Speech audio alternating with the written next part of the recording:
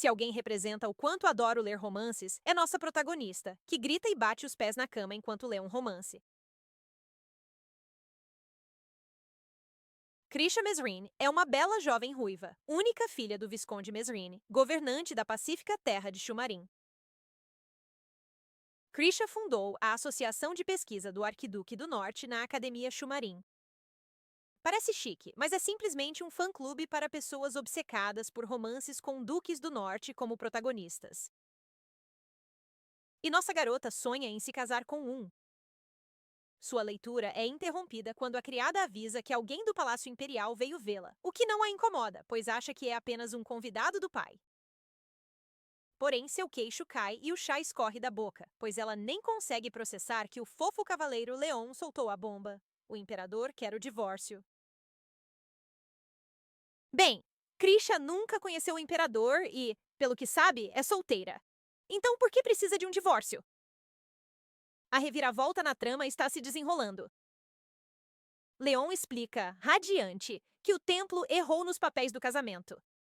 Pela lei, imperatrizes divorciadas ficam confinadas por 10 anos para evitar uso de influência política. Assim, Krisha será enviada à ilha Riquia, mas compensada com terras e riquezas. Krisha não liga e está furiosa. Seu pai cobre sua boca e a contém, enquanto Leon sai, satisfeito por cumprir sua tarefa. Isaac, o pai, não pode ajudá-la, pois não pode ir contra um decreto imperial, o que a deixa surpresa. Contudo, ela entende a posição dele, sabendo que era um cavaleiro de origem comum. Há 10 anos, Isaac teve papel crucial na vitória do Império, ganhando o título de Visconde e as terras de Shumarim. Sua lealdade à família imperial é realmente admirável. Mas Krisha não pode ser banida e, pior, não quer se divorciar aos 21 anos. De repente, Kukas, um tipo de deus fênix, aparece e diz que Krisha está destinada a mudar o mundo. Mas nossa garota já está cansada de ouvir isso toda hora. Ela quer ir ao templo e ver o suposto marido, então se disfarça de homem à noite. Ela escapa, mas o pai, de armadura completa, tenta impedi-la. Mas caramba, o velhote é derrubado. Os criados o ajudam e perguntam se devem perseguir Krisha, mas ele sorri, achando que é hora da filha ter sua própria aventura. Já adorei o pai dela. Miúta é o maior distrito comercial do Império e a única estrada que leva à capital do sul, então espere ver o lugar cheio de comerciantes, viajantes e mercenários. Nossa bela garota chega a Miúta um pouco suja e cansada após fazer uma viagem de 2 semanas em apenas 3 dias, deixando seu cavalo faminto. Mas nossa, seu cavalo tem dentes afiados e está ansioso para mastigar algo além de grama, carne. Para um cavalo assustador, ele tem um nome fofo, Bolinho de Creme. Krisha o encara, lembrando-o de se misturar e manter seu status híbrido em segredo. Bolinho de Creme é, na verdade, meio cavalo, meio dragão, capaz de cruzar o continente em apenas 1 semana. São uma raça única que só a família imperial já viu. Mas, por sorte, nossa garota encontrou o pequeno bolinho de creme durante uma guerra. Seu reino, Ferza, esteve em guerra com o Império Serban por 10 anos. Assim, nossa menina cresceu na zona de guerra nas costas do pai até o fim da guerra, aos 10 anos. Nesta cidade comercial, uma empresa se destaca com mais poder que o templo e a família imperial, a Toma Holdings Corporation. Toma tem vários negócios, de uma guilda de mercenários a padaria, cassino e mercearia. O mais surpreendente é que tudo isso é administrado por um jovem e belo homem, Toma Lukin. Opa!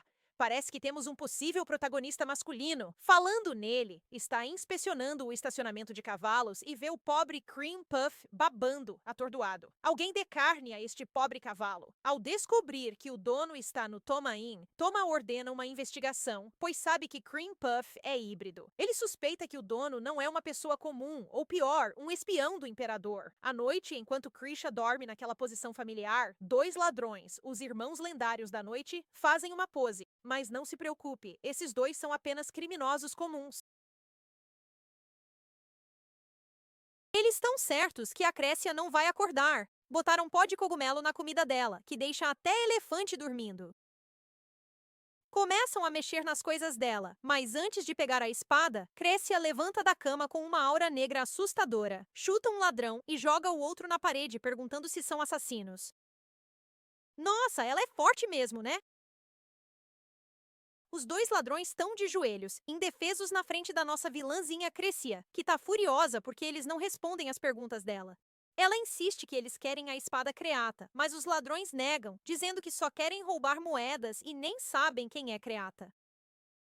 Mas a raiva da Crescia aumenta, achando que estão fazendo ela de boba. Eles explicam que roubam turistas jovens e com cara de inocente. Quando o alvo toma a pílula que puseram na comida, eles entram à noite. Usam pó de cogumelo em vez do remédio caro, mas não entenderam por que não funcionou. Crescia diz que esses cogumelos não a afetam, deixando-os surpresos.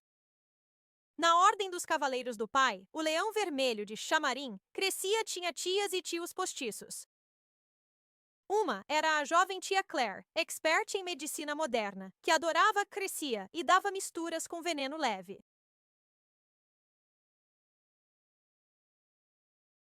Por isso, Crescia se tornou imune a 1000 venenos. Os dois ladrões se curvam implorando por misericórdia. Juram parar de roubar, dizendo que só querem pagar o remédio da mãe, o que a faz hesitar. De repente, o estalajadeiro bate à porta. Ela apressa os ladrões a pegarem as moedas, saírem em 10 segundos e usarem o dinheiro para o remédio da mãe deles. Após tranquilizar a equipe, senta-se suspirando. Se os ladrões não tivessem lembrado sua infância sem mãe, jamais teria deixado levarem seu dinheiro. Seus olhos brilham ao olhar a janela. Pergunta casualmente se ele está com os ladrões, fazendo o homem de Toma estremecer e fugir. Ela tem uma aura incrível. Estou fascinado. Luke relata a Toma que o cavalo híbrido pertence a Sasha Lynn, que parece ter uns 18 anos. O espião chega e conta como Sasha venceu os ladrões, sua imunidade a venenos, e suspeita que ele seja um usuário de runas. Toma conclui que acharam o espião do imperador e só precisa conhecê-lo pessoalmente. Há 20 anos, o continente Asha foi consumido pela ganância voraz do Império Serban.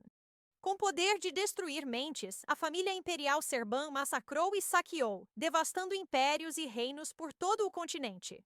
Mas quando iam conquistar o continente, o Império Ferza, sob Isaac Mesrine, retomou o sul, ganhando o título de Leão Vermelho do campo de batalha. Usaram essa chance para contra-atacar, e uma pessoa só acabou com a família Serban e resolveu a guerra unindo 70% do continente Asha. Esse jovem herói era ninguém menos que o príncipe de 16 anos, único mestre dos 5 elementos, Jean Ferza. Esse herói, Jean Félix Rion de Ferza, quarto imperador de Ferza, ficou incrédulo ao saber que estava casado. Ele tá com dor de cabeça ao saber que é casado no papel, algo que seu conselho só descobriu hoje. Ele logo cortou as desculpas dos conselheiros, mandando só desfazer o que foi feito. Mas todos ficam tensos ao dizer que o templo cuida dos registros de casamento, então a família imperial não pode interferir. Depois de bater nos homens, Jian diz que quer ver o chefe do templo, e Maruhi, seu assistente, concorda rezando por paz. Porém, o chefe do templo disse que é impossível, pois eles cuidam dos documentos da família imperial para evitar manobras políticas. O imperador insistiu que só corrigiam erros nos registros, mas o sacerdote disse que essa alegação não tem base. Pelos registros, o casamento foi oficializado pelos meios corretos há 3 anos. O padre explicou que há 1 ano para corrigir erros no registro de casamento. Após esse prazo, dão as bênçãos e finalizam os registros. Não importa quem seja ou quais os motivos. Após abençoados pelo templo, os registros não podem ser alterados. O padre piscou ao dizer que deram 3 bênçãos por ser do imperador, e Marui pediu calma a Jean. O padre é bem tranquilo. De volta ao palácio, Marui confessa sobre quando começou, anos atrás. Lembra como pedia aprovações a Jian, ocupado com rebeldes na época. Nesse período agitado, Jian mandou Maruhi avisar o templo para parar de mandar relatórios. Foi aí que esse problema de casamento começou. A questão é, quem registrou o casamento deles? De repente, o irmão caçula apareceu dizendo ter uma solução. Opa, olha só isso! São 2, um para Crécia e um para mim. Lien sugeriu divórcio, o imperador considerou, mas ao saber que era Crécia, filha única dos Misrene, pediu outra opção. Não queria a filha de Isaac deportada e divorciada, o que arrepiou Marui ao ver o imperador se importar com alguém. Lien sugeriu anunciar Crécia morta, já que o irmão recusa todas as ideias feito criança. Isso irritou o imperador, que mandou Lien segui-lo para o campo de treino. No Império Ferza, existem dois tipos de magia. O primeiro usa pedras de mana para lançar feitiços, e o segundo é a magia rúnica, que tira energia da natureza. Só quem é capaz pode usá-la, e no reino deles, um usuário de runas com habilidades de luta excepcionais é chamado de Cavaleiro Rúnico. No treino, ou melhor, na punição de Lien, ele usou runa de vento, boa para luta, enquanto o imperador usou runa de água, menos eficiente. Mas espera só ele soltar um raio e golpear o irmão com a espada com toda essa força. Vendo o irmão tão sério, Lien tenta se afastar, mas opa, maninho, o imperador o prende com gelo na perna antes de atacar com a espada em chamas.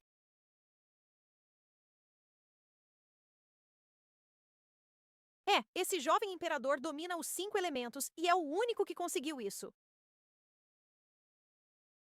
Depois da luta, Jian sorriu e mandou Lien ir à casa Mishene informar Crécia sobre o divórcio. E foi assim que Lien acabou indo para lá. Lien sabe que seu irmão tem apreço por Isaac Mishene, já que o recompensou com terras e título em vez de puni-lo por recusar o cargo de comandante. No início, ele viu Mishene com certa desconfiança, mas após ver a reação de Crécia, sentiu-se tranquilo de que tudo estava bem. Mal sabia ele que nossa charmosa menina do interior está começando a causar impacto além de sua cidade natal. Criamp invadiu um açougue de Toma e devora a carne alegremente, chocando a todos e sendo chamado de monstro. Crescia fica furiosa e pergunta o que ele está fazendo, e o pobre cavalo explica que ficou faminto de repente e não consegue parar de comer. Na verdade, Luke, secretário de Toma, pôs estimulante de apetite na água de Criamp, causando o caos. Mas, graças ao plano, Christia acaba visitando a sede deles para discutir como pagar pelos danos. Luke se afasta, dizendo que seu chefe resolverá as coisas com ela ou ele, já que acham erroneamente que Crescia é um menino. Quando Toma aparece, Crescia fica super surpresa ao vê-lo, exatamente como eu imaginei que ficaria. Qual o motivo? Ah, cabelo preto? Confere. Tem olhos vermelhos? Confere. E por fim, ele usa um terno preto que faz seu radar piscar e ela não resiste em chamá-lo de Arquiduque do Norte. Mas, opa! Isso alarma Toma, e ele parece pronto para matar nossa garota agora mesmo. Toma é um gênio dos negócios famoso pelo toque de ouro, e apesar da origem humilde, é mais rico que a maioria dos nobres. Porém, é isso que ele quer que vejam, pois sua real identidade é Eugene Weiner de Serban, último príncipe da família imperial Serban. Ele também lidera Zenya, uma facção rebelde que tenta reconstruir o Império Serban. Mas, principalmente, ele é dono da planície da Carniça, no norte de Serban, sendo um verdadeiro arquiduque do norte. Nossa, que engraçado como ela acertou na mosca. Seus olhos vermelhos fixam-se em Crécia, e ele percebe que não é um menino, mas uma garota disfarçada. O jeito que ela segura a xícara de chá também indica que é uma nobre. Com um sorriso calmo e olhar curioso, pergunta por que ela o chamou de Duque do Norte, enquanto se prepara para agir. Crescia, envergonhada por sua fantasia, diz que se enganou e quer discutir a compensação, mas ele suspeita de um jogo mental. O mal-entendido começa aqui. Ele decide seguir o jogo e, somando os danos, ela terá que pagar 50 mil rueli, suficiente para erguer 10 prédios. Despreocupada, ela não liga para o dinheiro, já que seu pai criou um fundo fiduciário em seu nome. Ela só precisa ir ao banco e resolverá as coisas com o pai quando voltar para casa. Enquanto reflete, Toma acha estranho como ela parece tranquila com sua acusação absurda. Ele se pergunta se é uma tática esperta dela ou se ela é simplesmente tola. Quando Crécia diz que precisa ir ao Banco Central Imperial, Toma sugere usar o cavalo híbrido como garantia. Como ela está sem transporte, ele oferece levá-la em sua carruagem, já que também vai à capital.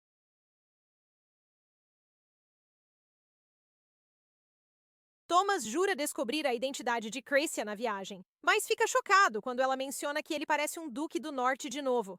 Ele acha que é uma técnica direta, mas quando diz que sabe pouco do norte por ser plebeu, ela fica sem palavras e até treme.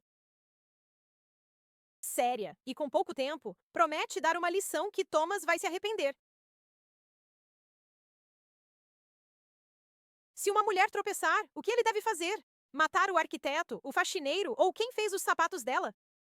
Thomas não entende por que matar alguém ou o que isso tem a ver com o Duque do Norte. Desculpe, mas essa resposta está errada. Agora, o que fazer se uma dama não consegue dormir? Matar o carpinteiro, a empregada que não curou a insônia ou o alfaiate do pijama? Thomas está muito preocupado com esse Duque do Norte que ela menciona. Errado de novo. Crescia faz a pergunta final com expressão séria. E se o imperador o mandar à guerra e roubar sua noiva? Thomas fica agitado e diz que seguirá o decreto, fazendo Crécia gritar que ele não é um verdadeiro arquiduque do norte. Thomas congela, em crise de identidade, só querendo se gabar de ser duque do norte agora. Vê-lo perder neurônios ouvindo ela é o ponto alto do meu dia. Crescia se aproxima e diz que ele tem sorte, pois é expert no arquiduque do norte. Assim, Thomas lembrará desta viagem como a mais longa de sua vida. Na capital, na manhã seguinte, Thomas parece traumatizado e implora a Crícia para irem embora logo. Mesmo assim, ele a ajuda a descer da carruagem, ganhando 60 pontos. Mas ela diz que ele precisa de mais de 90 para ser um Duque do Norte e que adoraria ser sequestrada por ele. Após ela sair, Luke sugere seguirem a dama, mas Thomas recusa, fazendo o secretário suspeitar que seu chefe está apaixonado. Thomas entra na carruagem rumo ao escritório na capital, surpreso por não ter enlouquecido ouvindo Crícia tagarelar o dia todo. Mas ele a acha fofa, o que o faz se dar um soco. Será isso o que chamam de amor destrutivo? Enquanto isso, a moça vai ao templo discutir seu casamento, mas um padre a confunde com uma sem-teto e indica uma refeição de caridade. Crescia se apresenta, mas o padre desconfia dela por sua aparência desleixada, então ela decide ir embora por hora. Ela vai ao banco, mas está fechado. Com fome, busca um almoço grátis só para descobrir que o serviço de refeições já acabou. A pobre moça se vê sentada na favela, arrependida de ter dado todo o seu dinheiro aos ladrões. Mas ela ainda tem sua espada. Ou assim pensava. Na verdade, ela a deixou na carruagem de Thomas. Ela é mesmo muito azarada. John quer sair para ver como o povo está, mas Marui implora que repense, pois mesmo disfarçado, seu cabelo loiro o denunciará como imperador. Bom, ele é um imperador decente, então pontos para ele. Clarence, o guarda imperial, checa o bolso e dá a John uma pílula rara que muda a cor do cabelo e olhos por um dia, voltando ao normal ao usar magia rúnica. O cabelo de John fica castanho e os olhos verdes, mas continua lindo. Ele pula a janela, deixando Marui intrigada com o novo remédio. Orgulhosa, Clarence se diz mestra da medicina moderna. Ela revela que queria criar uma cura para a calvície, mas acabou inventando a pílula que muda a cor do cabelo e dos olhos. Espera, ela é a tia que envenenou a Crécia, né? John tá se mudando para a cidade. Mesmo com o fim da guerra, a pobreza persiste, então ele para num lugar que oferece comida de graça. Crescia toca no ombro dele e diz que o lugar não dá mais refeições grátis. John sorri, reconhecendo Crisha como uma garota disfarçada de homem e usuária avançada de runas de fogo. Há menos de 10 usuários avançados de fogo no Império, então ele fica super curioso sobre a nossa garota e decide investigar mais. Na verdade, senhor, essa é sua esposa. Ele pergunta se ela quer trabalhar para ele e oferece pagar uma refeição. Crescia topa na hora e exige carne. Eles se cumprimentam e trocam mentiras. O imperador se apresenta como Ray Vaughan, detetive. E Crissia mantém sua identidade falsa de Sasha Lynn. John aponta um estranho e diz que ela deve pegá-lo por trair a esposa. Nossa garota, ingênua, cai na história. Enquanto seguem o homem, ele de repente dispara e salta contra uma parede usando uma runa de vento. Para acompanhar, Cressia decide carregar John, seu marido, e se move feito ninja para pular no muro.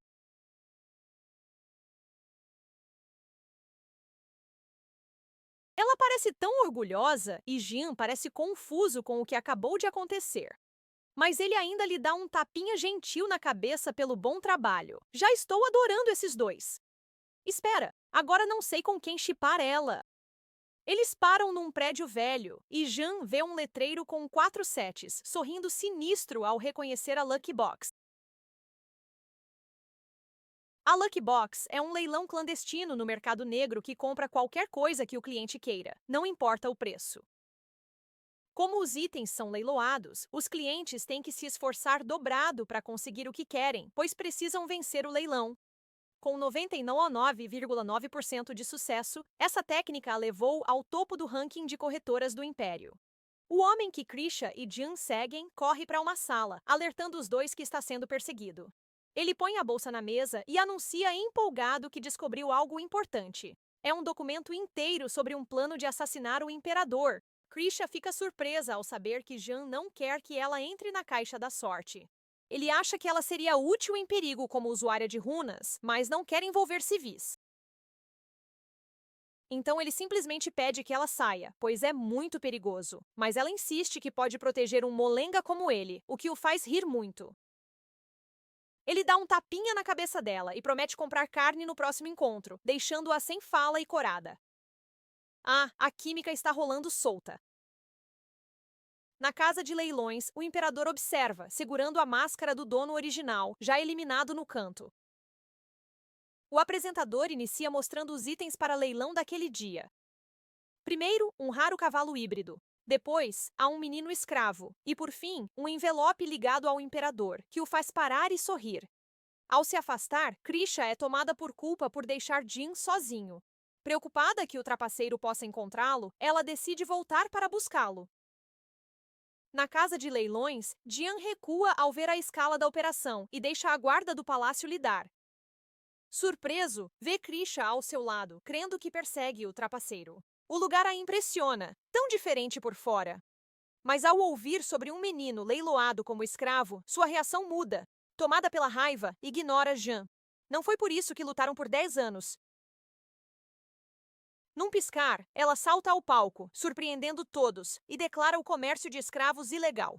Mas eles simplesmente a ignoram. Quando Krisha solta o menino, ele não parece feliz. Então, ela o nocauteia e o carrega como um saco de batatas. Isso faz Jian crer que é o fim, já que nunca enfrentaram alguém com runas de fogo avançadas. Enquanto nossa garota exibe seu poder, o imperador relaxa no chão, esperando tudo passar. Ou melhor, esperando que tudo seja completamente destruído. Sinceramente, eles se dão tão bem que eu poderia embarcar nesse navio. Krisha e Jin observam do alto a casa de leilões pegar fogo após ela perder o controle. O menino acorda e pede para descer, mas surpreende ao dizer que arruinaram seu plano, algo imperdoável. Ele aponta para Krisha, jurando lembrar seu rosto. Ela sorri e o lembra que salvou sua vida. Jian reconhece o garoto como usuário de mirra e, suspeitando que seu povo os persegue, manda-o juntar-se a eles. De repente, 3 homens de preto, cobertos da cabeça aos pés, aparecem, surpreendendo Krisha. Jian apenas acena, indicando que podem levar o garoto, e eles agradecem antes de partir. Isso confunde Krisha, que aprende que mirra é uma magia similar à rúnica, mas com algumas diferenças. O barulho da casa de leilões faz Jian sentir que é hora de resolver as coisas. Ele aconselha Sasha a ter cuidado, pois os homens do leilão provavelmente a procurarão por toda parte. Mas antes que ela reaja, ele some, deixando-a fraca, pensando: cadê meu pagamento, minha comida? Os 3 de preto ajoelham-se, preocupados com o menino de cabelo azul, frustrado com os intrometidos que atrapalham seus planos. Ele diz que ser escravo de nobres é o jeito mais rápido de achar o irmão no país e se pergunta quem são os que o interromperam. Fica surpreso ao saber que o homem de cabelo castanho é o imperador do império. Mas ele para e lembra que Krisha o tirou da casa de leilões. Ocupado, ele não percebe, mas após estar com ela, a dor no peito some. Parece que esse fofo não é criança, pois volta ao normal e anseia ver nossa garota no festival da fundação. Ele parece um príncipe de outro país. Enquanto isso, o imperador chega ao palácio e questiona seus homens sobre o leilão de escravos na capital. Eles explicam que Lian deixou os criminosos livres para observá-los, o que enfurece o imperador. Falando nele, Lian está na casa de leilões, capturando todos os criminosos com sucesso. Parece que ele tem planos suspeitos que podem atrair os inimigos do imperador. Não, me diz que ele não é mau. Naquela noite, toma? Ou devemos chamá-lo de Eugene agora? Recebe notícia que o grupo Zenia planeja assassinar o imperador, o que o enfurece como líder. Os membros seniores, impacientes, planejam atacar amanhã à noite com sua arma secreta. Eugene decide largar Xenia, dizendo que nada pode atrapalhar seu plano perfeito de vingança. Ele os entende, já que em 10 anos não agiram, então planeja checá-los amanhã à noite. No dia seguinte, a moça emagrece e perde esperança na capital, tendo perdido tudo. Um menino de rua nota e dá seu último pão, vendo-a mais faminta, fazendo-a chorar. Cretia fica curiosa sobre os muitos sem-teto na cidade mais rica da capital. O menino diz que os pobres vieram buscar trabalho, pois o imperador prometeu ajuda. Ele é de Shumarém, mas quando os pais o abandonaram, veio para a capital. O doce menino brilha ao falar de como o imperador realmente se importa. Lembra-se, Shumarém é o território do pai de Cretia. Essa conversa com a criança a faz ver que seu povo também enfrentou pobreza. Mesmo com seu passado, essa criança inocente é como um anjo, ainda esperançosa de que o imperador resolverá a pobreza. Mas é mais fácil falar que fazer, com nobres arrogantes jogando sanduíches por diversão, especialmente numa criança. Cretia fica chocada e furiosa ao ouvir os nobres rindo e zombando de como estão alimentando os pobres. Como uma garota toda força e pouco juízo, ela bate no nobre e cai, fraca demais para fugir com magia rúnica por causa da fome. Presa por bater no filho caçula de um oficial, ela é forçada a revelar sua identidade. Cretia, a imperatriz do império. Porém, ao ser perguntada sobre sua identidade, ela sorri inocentemente e diz que foi levada, acabando na prisão por ser ilegal, delirante e antissocial. Se azar tem nome, seria o dela. Mas ao menos agora tem comida grátis. O colega de cela careca a consola, mas à noite revela-se um assassino membro da Xenia. Usam fumaça de cogumelo para dormir os guardas, felizes por derrubar Fairza esta noite. Ora, ora, ora. Alguém é imune ao veneno e, ao saírem, ela se espreguiça antes de ficar séria, não podendo ignorar o plano maligno. Cretia tenta alertar os guardas, mas incrédula, vê o palácio imperial totalmente silencioso, sem patrulhas. No palácio, Lian cumprimenta Jean casualmente, que logo corre para lhe dar um soco. Contudo, Jean dá a Lian a chance de explicar seu envolvimento no tráfico de escravos. Lian desvia o assunto e convida o imperador para ver o jardim do palácio, onde tem um presente especial. Com um sorriso, ele encoraja seu irmão a confiar nele. Lian é, na verdade, um infiltrado do grupo Xenia e, graças a ele, conseguem entrar no Palácio Imperial. Ah, então ele é mau, mas parece que esses irmãos se dão bem. Jean decide confiar no irmão mais novo, mas ao chegar, se vê cercado por assassinos. Essa situação o faz perceber que Lian o usou como isca. Os assassinos ativam rapidamente sua arma secreta, um dispositivo mágico, para prender Jean antes de atacarem juntos. Após a derrota do Império Serbim, a Aliança Xenia se uniu para arrecadar fundos e treinar assassinos secretamente. Ao chegar ao Palácio Imperial, Eugene só pode se esconder e franzir a testa, vendo a situação. Ele chama os antigos membros de tolos por acreditarem que o irmão do imperador os apoiava. Eugene tem certeza que Lian nunca trairia o irmão. Ver o imperador lidar facilmente com os assassinos mostra que foram eles os enganados por Lian. Ah, então você está dizendo que o Lian não é mau, só é maluco? Clarence, Maruhi e os outros cavaleiros chegam, após ordem de ficarem de prontidão. O imperador sorri sem entusiasmo, dizendo que a emboscada é um presente do irmão caçula. Maruhi olha o jardim, surpreso com a organização, considerando a tendência do imperador de estragar as coisas. Então ele lembra que a mãe de Jean, ex-imperatriz, adora o jardim. Então deve ter cuidado de tudo em silêncio, de propósito. O imperador sorri brilhantemente de novo, mas por baixo há claramente alguma tensão se formando. Quando pede a Clarence para trazer Leon, ela prontamente obedece e vai. Onde está Leon? Você pergunta. Ah, ele só está passeando, orgulhoso por fazer Xenia se revelar e ajudar seu irmão. Parece que esse cara se diverte entretendo o irmão e não teme brincar com fogo. Vê Krisha correndo e a chama de prisioneira 33 em 58, como está em sua roupa de cela. O capitão relaxado oferece duas opções, direita para fugir, esquerda para explorar o palácio. Surpreso, ela corre pro palácio e ele fica tipo: Eita! Nem vou persegui-la, porque é onde Jean está. Ao continuar andando, ele congela e tem uma epifania. A prisioneira que conheceu é Krisha.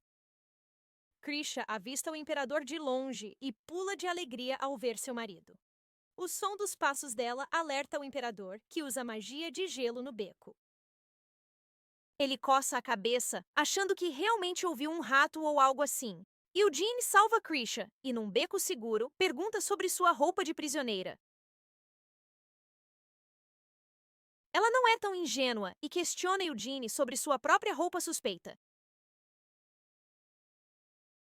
Eugene sabia que Krisha lutava bem, não entende por que a salvou antes.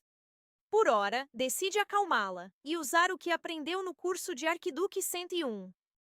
Ele se aproxima dela, corado de vergonha, e diz que um arquiduque como ele é gracioso, belo e misterioso. Isso faz Krisha lhe dar um olhar sério, e ela lhe dá 95 pontos. Mas o momento romântico é interrompido quando Leon os vê e ri da cena melosa. Os dois somem num piscar de olhos, e Leon, como sempre, nem liga. Leon lembra que há 10 anos, após a guerra, Jean, com 16, descreveu Eugene, cabelo preto e olhos vermelhos. Leon, então com 12 anos, descobriu ter a mesma idade de Eugene, que jurou voltar para acertar contas com Jean. Deixe-me fazer as contas para você. Jean tem 26 anos, Eugene e Leon, 22, e nossa Krisha, 21. Parece que Leon reconhece Eugene, mas só sorri e elogia como ele cresceu bem. Ele nunca leva nada a sério mesmo, né? Ele passeia tranquilo quando o irmão o vê e exige saber o que ele fez. Leon, com problemas para achar os assassinos de Zenia, age como agente duplo. Convence-os a entrar no palácio e, com uma piscadela, diz que resolveu o problema. Clarence ouve e corre atrás de Meruhi, pois Jean vai dar uma lição no irmão por trazer os assassinos. Adoro os assessores. Sentem cheiro de confusão e somem. Krisha e Eugene estão bem, mas nosso cara não, pois ela o provoca sobre ser o Duque do Norte. Olha ele chorando e ficando vermelho. Krisha não faz perguntas. Se fosse mal, já a teria matado. Além disso, ela precisa que sua espada seja devolvida. Na sede de Eugene, Luke informa Homer Luikin, padrinho dele, sobre a emboscada falha de Zenia. Os Luikin criaram a falsa identidade de Eugene como Toma Luikin e o apoiaram financeiramente, pois eram vassalos que geriam fundos secretos do Império Sérvio. Quando jovem, Eugene visitou Homer cheio de raiva, jurando restaurar o Império Sérvio e derrotar Jean. Mas Homer não era político nem soldado. Era só um empresário, mas viu grande potencial em Eugene, por isso decidiu apoiar o jovem príncipe. Enquanto tomam chá, ouvem que Eugene voltou com uma dama de belos cabelos ruivos. Homer surpreende-se com a distração do príncipe, e Luke admite que acha que o mestre se apaixonou, silenciando todos. Eugene, no escritório, parece perturbado, pois sabe que interpretam mal suas ordens sobre Krisha. Ele fica surpreso ao ver Krisha de cabelo solto e arrumada pela primeira vez. Atordoado, antes de elogiar mentalmente a moça, ele se estapeia e decide apenas devolver a espada dela. Isso está me dando dor de cabeça. É problema se eu ficar mudando de chip?